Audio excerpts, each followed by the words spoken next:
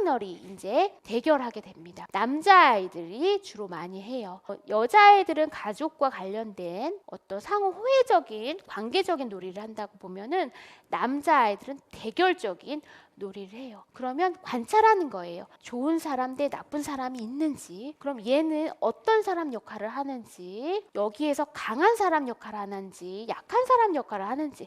보통은요 대결 놀이를 통해서요 현실에서 내가 힘이 약하다고 느껴질 때 여기 놀이 장면에서는 강자의 역할을 많이 합니다.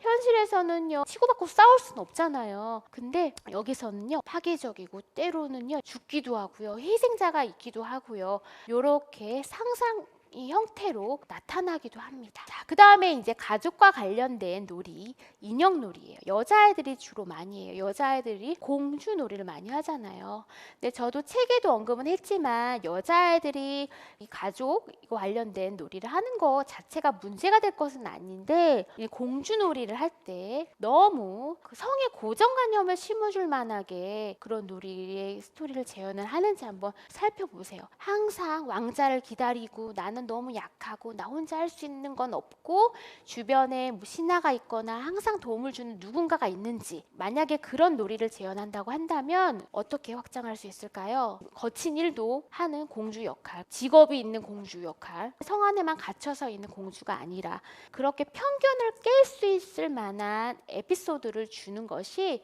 아이가 좀 더 다양하게 사고할 수 있는 능력에 도움을 주기 때문에 그렇게 편견을 깨는 듯한 확장을 주는 건 필요하고요. 놀이 장면을 통해서 여기서도 긍정적, 부정적 상황을 재현을 합니다. 어떤 친구가 엄마 아빠 놀이를 하는데 우리 집은요 엄마 오빠 나 이렇게 있어요. 그런데 나는 혼자 여기서 자고 엄마만 안방에서 자요 라고 하는 거예요. 무슨 의미일까? 왜 그럴까? 너무너무 궁금했잖아요.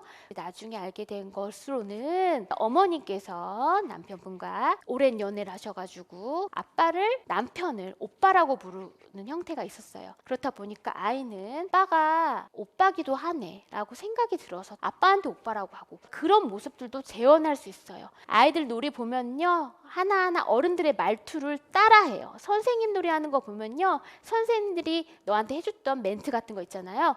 그런 것들도 따라합니다. 그러니까 그런 거를 조금 관찰해 주셨으면 좋겠고요. 이제 저희 아이 둘째하고 셋째예요. 예를 들면 싸우고 있는 것처럼 해보세요. 왜 싸우고 있나요? 라고 에피소드를 물어보기도 하고요. 싸우면 엄마는 누구 편은 드나요? 아빠는 누구 편은 드나요? 라고 물어볼 수도 있어요. 가족 중에 나를 가장 즐겁게 하는 사람은 누구인가요? 라고 물어볼 수 있어요. 그래서 가족 중에 가장 의미 있는 사람이 누구인지 알아보는 것도, 이런 질문지는 숙제하셔서 아이들한테 한 번씩 물어보시면 그냥 역할놀이처럼 아이들 쉽게 대답하거든요. 그런 형태로 해주시면 될 것 같고, 손인형 극장이라 해가지고 각 등장인물을 소개하는 거예요. 골라보게끔 하는 거예요. 여기는 여러 가지 동물들이 있어. 엄마는 어떤 동물로 변할까? 아빠는, 형아들은 이렇게 하는 거예요. 선택한 동물이 만약에 사자라고 하면 이 사자는 얘 어떤 사람이야? 여기서 어떤 일이 벌어지고 있을까? 그럼 사자의 좋은 점은 한 가지만 말해줄래? 라고 어떻게 동물 이미지를 하는지를 나눠볼 수 있습니다. 내가 만일 동물로 변할 수 있다면 뭐가 되고 싶다.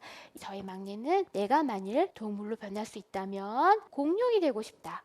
왜냐하면 공룡 힘이 세니까 라고 하는 거예요. 그럼 얘는 왜 힘이 센 게 중요한가? 저희 아이한테 물어봤더니 얘가 형이 2명이나 있다 보니까 항상 나는 형에 비해 뭔가 못하는 것 같고, 형들은 글자도 능숙하게 읽고 줄넘기도 너무너무 잘하고 잘하는 게 너무 많은데, 영어도 되게 잘하는데 나는 할 수 있는 게 없어서 굉장히 스스로 작다고 느껴지는 부분이 있거든요. 그러니까 저도 만약 동물로 변한다면 카멜레온이 나의 모습이다라고 얘기했던 적이 있어요. 왜냐하면 여러 가지를 확확 바꿔서 한다. 카멜레온이 여러 색깔, 여러 적응 속도가 빠르잖아요. 여러 가지를 빨리빨리 하는 속도가 있어서 나는 아마 카멜레온인 것 같아 라고 했던 부분이 있는 것처럼 이렇게 한번 얘기해 주시면 좋을 것 같고요. 감정 단어라고 해서 자꾸 잊어버리기 때문에 냉장고에 붙여놓는 거예요. 감동적인, 자랑스러운 등등. 놀이를 하고 나서 가장 중요한 포인트는 뭔지 아세요? 이거예요. 너 기분 어땠어? 편안했어? 아니면은 기뻤어? 원하는 놀이를 해서 만족스러웠니? 아니면 이런 놀이를 해도 되나? 불안했니?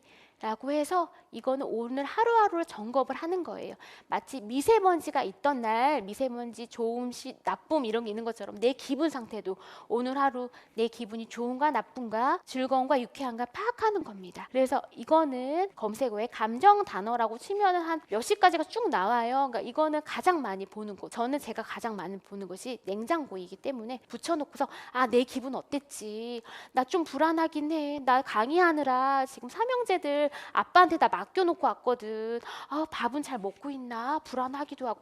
이런 느낌들을요, 내가 많이 알고 있어야 우리 아이들한테 얘기해 줄 수 있어요. 자, 색종이 형사라고 해가지고요, 그 색종이의 색을 보고서 내 기분을 표현하게끔 하는 거예요. 여러 가지 색. 그럼 저는 얘기해야죠. 너희들이 싸울 때, 삼형제가 싸울 때 엄마는 어떤 색깔인 줄 알아? 검은색. 그러면 이제 막내가 얘기해요. 나는 형아랑 싸울 때 빨간색이야. 감정 단어 읽을 수 없고 어렵게 느껴지면 색종이, 너 기분을 나타내는 거를 골라봐 라고 해가지고요, 색종이 형용사처럼 해서 달력을 만들어 볼 수 있습니다. 인색채색 기법이라고 해서 이건 색채 심리를 전공하신 분들이 연구를 통해서 저희가 내려진 거예요. 노란색 행복한이잖아요. 아이들 차량 운행하는 버스 무슨 색깔이에요? 노란 색깔이잖아요. 아마 아이들의 밝고 명랑한 행복감을 느껴주는 색채가 노란색이기 때문에 노란색을 많이 쓰는 거예요. 화가 난다, 열받는다 이런 거는요 빨간 색깔이고요.